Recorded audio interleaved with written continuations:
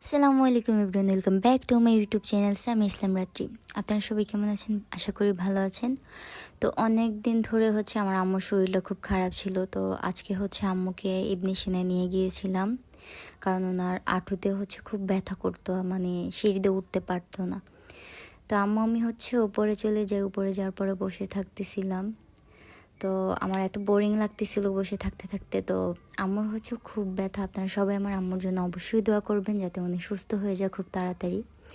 তো তারপর দেখি যে আম্মু বসে থাকতে পারতেছিল না, পায়ে ব্যথা, তো তাই উনি একটু হাঁটছিল, কারণ বসে থাকলে আরও নাকি ব্যথা করে। তো এখানে আম্মু হাঁটতেছিল। তো আমরা ডাক্তার দেখানোর পরে নিচে চলে যাই, কারণ আমাদেরকে একটা এক্স রে করতে দেয়। তারপর আমরা নিচে চলে আসি এক্স রে করার জন্য। তারপর আমাদেরকে তিনতলা যেতে বলে, তিনতলা যাওয়ার পর আম্মু আমি এখানে বসেছিলাম। তো ওইটা এক্স রে রুম।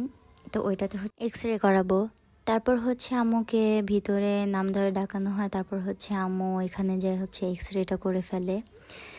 তো অনেকক্ষণ ছিলাম আমরা এখানে, প্রায় 3-4 ঘন্টার মতো। তারপর বাসায় চলে যাচ্ছিলাম, কিন্তু আমার খুব ক্ষুধা লাগতেছিল।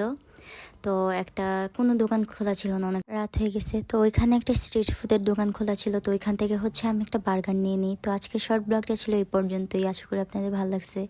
অবশ্যই আমার চ্যানেলটা সাবস্ক্রাইব করে দেবেন। তো আজকে শর্ট ব্লগটা ছিল এই পর্যন্তই। সবাই ভালো থাকবেন। আসসালামু আলাইকুম।